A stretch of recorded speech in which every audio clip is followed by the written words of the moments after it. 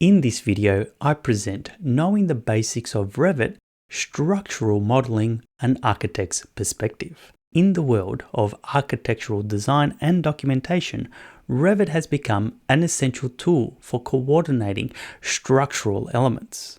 In this example, the structural engineer has issued the project in PDF. It's now up to me to model these components for clash coordination. Before I can start modeling the portal frame, the critical steps almost always begin with setup. Start by laying out the known levels and grids. Proceeding to the next step means that I can commence loading the required structural families into my project. These families can be found in the Autodesk Cloud Library, which can be accessed directly from Revit. This is such a fantastic tool that rarely gets used in my experience. From the ribbon, find the Insert tab and then pick Load Autodesk Family. Set the region according to where you live.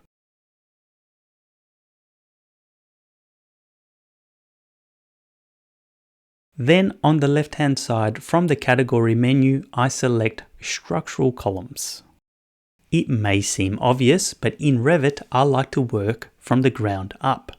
This is an important step to call out as sometimes people work without a plan. I can also use the search field to pinpoint a particular family type. This returns a more filtered selection, including Australian Standard content. From here, I drill down to the specific column type called out in the engineering drawings. As per the detail received from the structural engineer, I pick the first option. Once that is loaded, the structural columns category appears in the project browser. Before placing any elements, I'm going to draw a section line through the building envelope facing the target area, which I've identified as grid line 24. I typically work with scope boxes, so I'll also propagate this to the section. The newly created section is automatically designated a location in the project browser. This is an important part of this workflow as it helps me stay organized. If you're interested in learning more about this, check out the video link in the comments section. Switching to the sectional view, you'll see the pre-baked levels, specifically the spring height for the beams. I'll use this to create an associated roof plan. On the ribbon via the View tab, I create a structural plan, and again, this view follows a pre-baked classification system built into my template. So I'll switch back to the working floor plan, where the view range drops down to the slab. Now I can start to place components, starting with the column family that I've just loaded in from the Cloud Library.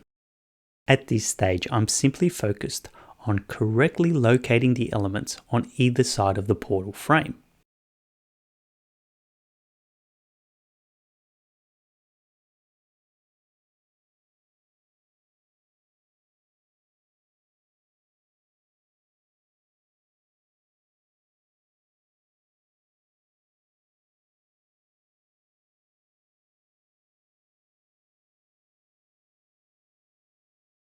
And then using the sectional view, I can correct the height constraints.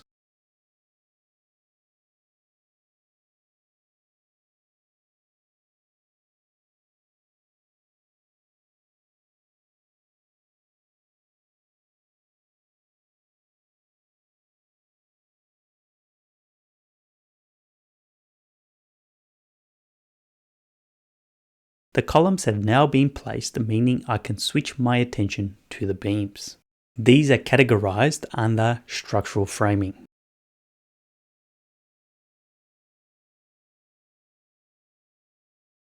With the family type loaded, I can now add them to the model, and this is where personal preference comes into play. There are several ways of doing this. Firstly, I'm asked to nominate a work plane. Work planes can confuse some people, it's basically a virtual two-dimensional surface used as a host for 3D components.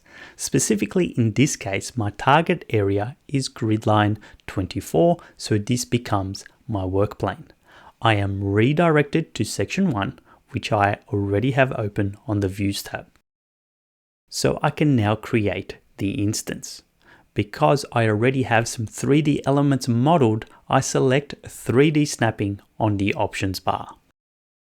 Then it's a simple click and drag process.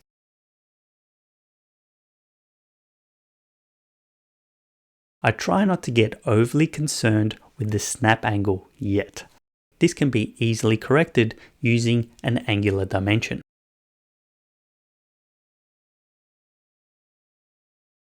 I'll call out the obvious connection or lack thereof to the column. I'll deal with that later in the video. For now, I'll switch over to the corresponding side of the model where I'll explore a different method. This time, I draw a reference plane first and then name that plane accordingly.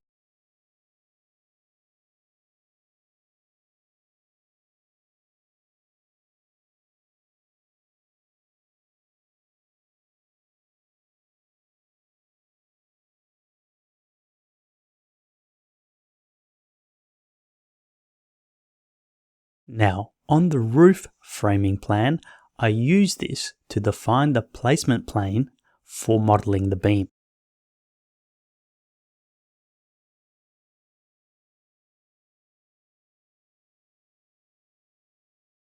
"3D snapping" is not selected. The beam is ghosted in. I can fix this by adjusting the view range values. If view range is something that you struggle to understand, check out my video on this topic by clicking the link in the comments. So I've now modeled two beams which are displayed in the sectional view.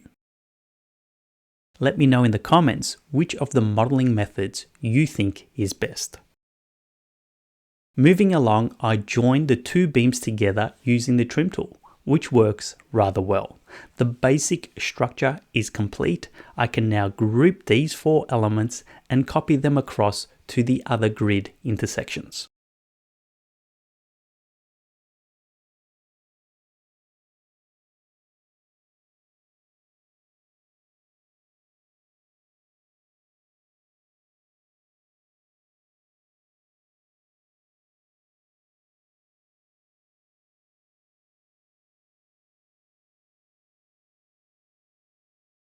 Revit throws up a warning, something about memberships, which is triggered by the joins and the 3D snaps. This can be ignored as I'll handle this later.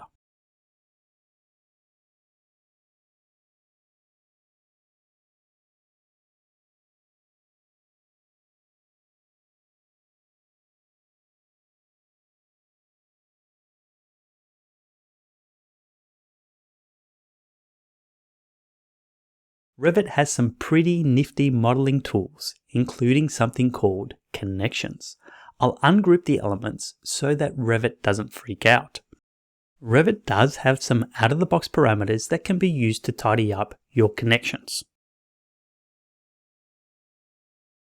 I prefer adding connections because it's so easy and it looks great. Connections are loaded into projects using the structural connection settings, which is launched by clicking this little drop-down arrow. There are 131 different connection types within Revit. The connections are classified into 8 groups, even though you can see 9 lines on screen. The top line is all-inclusive. In the demonstration, I'm looking for column to beam connections, and you can see the range here. Revit provides a little diagram on the left to help in case you're not across the technical terms. I load in my particular types by transferring to the right pane via the Add button. To process the connections, I first launch the tool. Pay attention to the properties types in the palette over on the right. This defaults to the generic type, which is a stick symbol. I can change this out by selecting from the loaded types listed in the dropdown. Applying the connection requires me to select the joining members and then to click the connection button, or you can just hit enter on the keyboard. It doesn't look like much at first. In 3D, the default stick symbol is visible. I'll quickly apply connections to the remaining elements before unpacking the connection tool a bit more.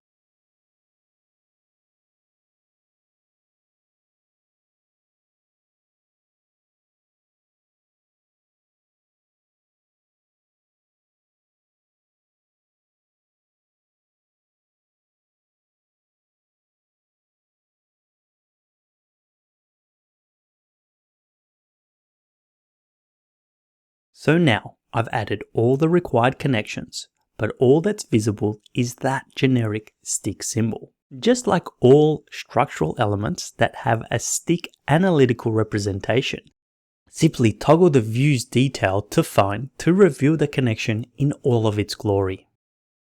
I'm sure you've noticed the weird blue circles. These are toggles to control the join order. Still connections can also be modified by both instance and type.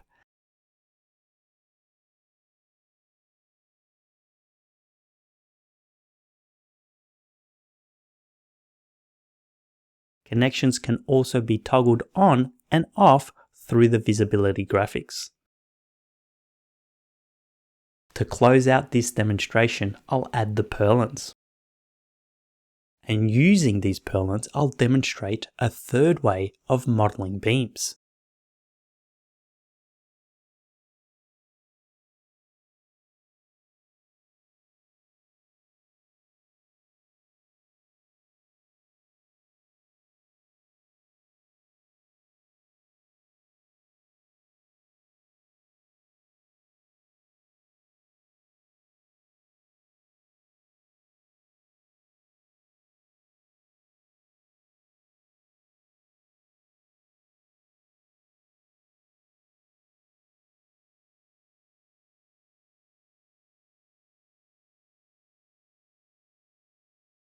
Using the reference plane used earlier in the video as a host, hopefully you're smarter than me and don't need to copy the initial reference plane.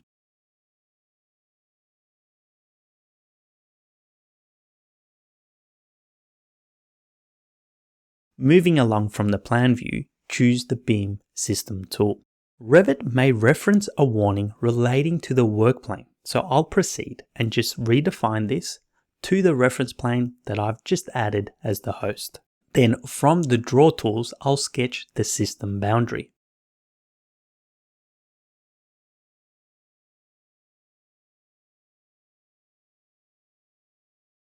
On the properties palette, define the spacing value and finally set the span direction. The beam system has allowed me to quickly host an array of purlins along the same slope angle as the beam. However, these are currently embedded within the beam, but I can quickly fix this using select all and then correcting the justification on the properties palette.